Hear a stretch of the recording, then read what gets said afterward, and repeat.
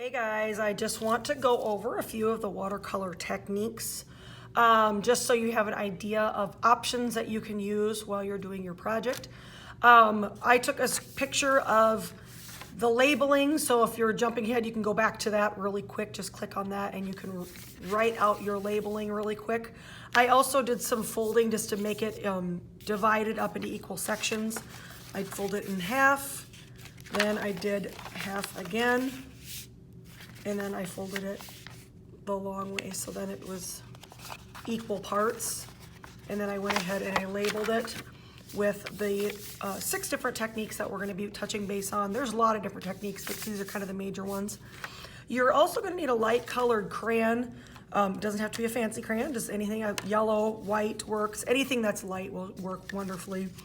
You'll need some table salt as well, so grab your salt shakers, water, paintbrush, and of course your watercolor paints. I always like to have a paper towel of some sort just to dry my brush off in between. It also helps you know if your brush is clean, because if you all of a sudden see color, you know that you need to wash it out a little bit better. All right, we'll get started.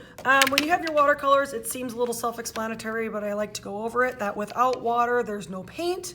You need to activate it ultimately with water. So I come in and I'm just going to pick up some water and I'm just, oh, what just happened? That's very green. I wonder if my paintbrush was dirty. Haha. Note to self, you may want to clean your brush first. At least I should have, because that's an easy mistake to have happen. All right, let's try that again. You're going to activate your watercolors with water. So you're going to put puddles of water into the colors you're going to want to use. I like options, so I'm just going to put some droplets into lots of colors, I guess. Clean water at the moment. Now, keep in mind right now it's just puddles of water sitting on top of the color, so you're going to have to stir that color in, or stir that water in, to get a watercolor. So now I'm going to stir my purple. I always kind of reference it like stirring Kool-Aid. If you don't stir in that sugar and the flavor, it looks like it's a colorful, drink, and then you take a drink and it tastes like water. So that's not good. You got to stir in your flavor, if you will. Rinsing my brush so I don't get purple in my colors. Come over and I'm going to stir up blue, and so on.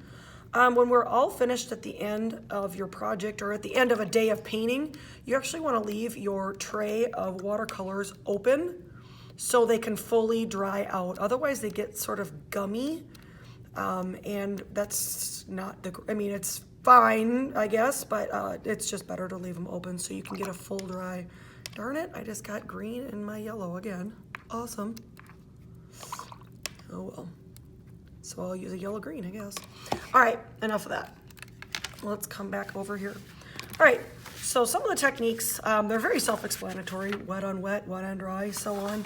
The most common one we'll use, and the easiest one to probably control, is going to be the wet on dry. So I actually want to start with that one. I might be kind of just jump around, but I'm going to start with that one because that's probably the one you'll use most in your projects.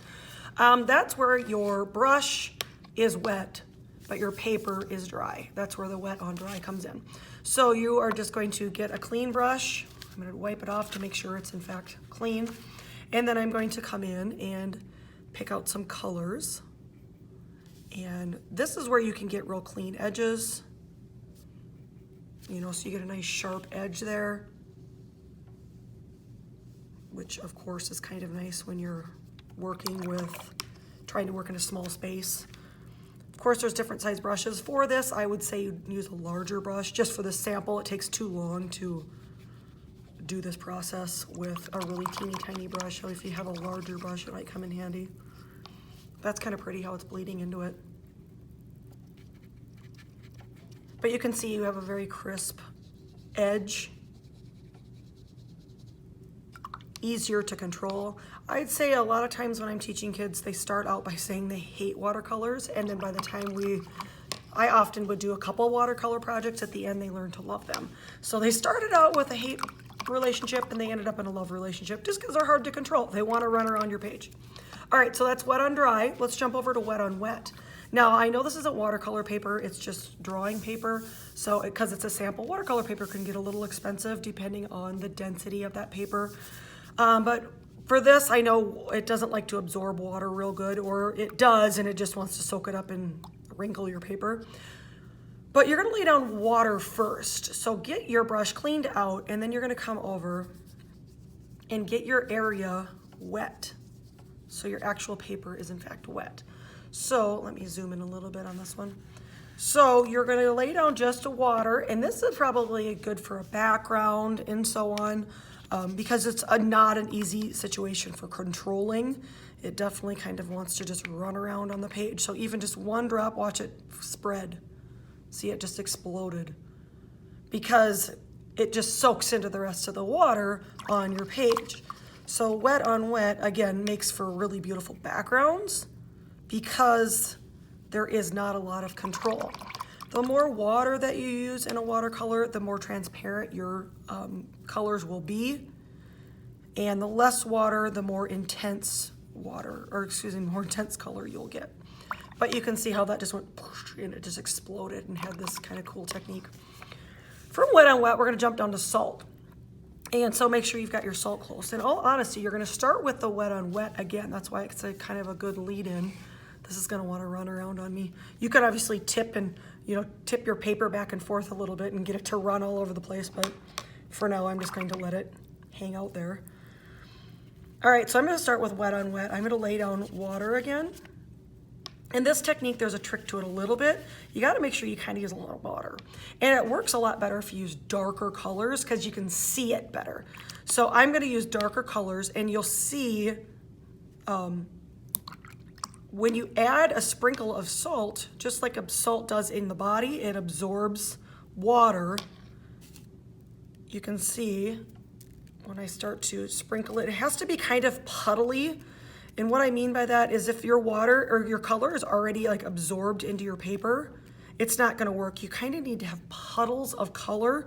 So kind of a lot of water, I guess. And then to sprinkle a little bit of salt. And you gotta let it dry, and it starts to give it sort of this crystallized effect. So we're gonna let that one sit for a while, and we'll come back and look at that one later. Obviously, when it's all dry, you're gonna dust all that salt off. But we'll come back to that. So you just add, again, darker colors work better. All right, dry brush. With that, let me clean out my brush. I always tell students when they're learning, like, to swirl your brush at the bottom of your cup of water and don't ever tap, because when you tap, it splatters everywhere. To get rid of excess water, you just sweep it along the edge. And then, of course, you can always dry it off with your paper towel, because we need a dry brush for this one. Or a darn dry brush, so you can kind of, it doesn't have to be like completely dry. It feels a little damp on my hand. For the most part, it is dry. All right, you're gonna come back, and this is where you use this technique to do maybe grasses, different layers of grass and so on, because you want to actually see the texture of your brush. So it's not the prettiest technique, but it does come in really handy. This is probably not the greatest brush for this, but whatever. And I'm going to go into a color that is already has some color in it. And you can see how you see the sort of bristliness of my brush itself. I'm not picking up a ton of color because my paints are very wet. So I don't want it to get so soaked that my brush now becomes wet, then it becomes like a wet brush almost. So you could see how it would come in handy to maybe make some grass or just some heavy textures in your work, but it's very dry. And this is a technique I use a lot even with acrylics, just a dry brush. So you can see that brush texture. All right, moving on. Oh, my salt is running around on me. We're gonna do some masking. That's where your crayons will come in handy, your light colored crayons. A mask is just an area that is kind of blocked off that will not accept color. So if you think about crayons and what they're made out of, it's made out of wax. So you wanna make a very simple shape or like an initial, whatever you want to draw it out. I realize I can't really see what I'm doing, but you wanna lay down a lot of wax. So go over it very heavily, multiple times, so you get a nice layer of wax. All right, I'm gonna do wet on dry. I'm gonna choose a dark color just so hopefully my wax area shows up really well. And from there, you'll see how it pushes away, or not. Okay, that was kind of an epic fail. How did that happen? Usually it's like drum roll please, and it's really cool. I swear to God, there's a heart in there somewhere. Let's try it again. Just gonna draw a heavy line.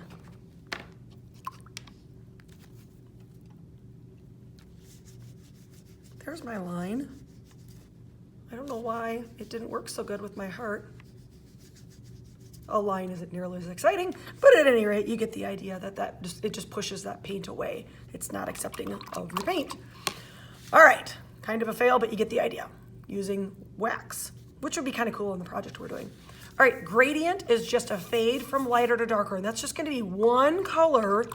It's gonna start with an intensity, and then it will fade out as you go because it's obviously just gonna get less and less. So a gradient, kind of you could start with a sunset or a sky, and I'm not gonna pick any more color up, I'm just gonna pick up into a little bit more water and use what's left.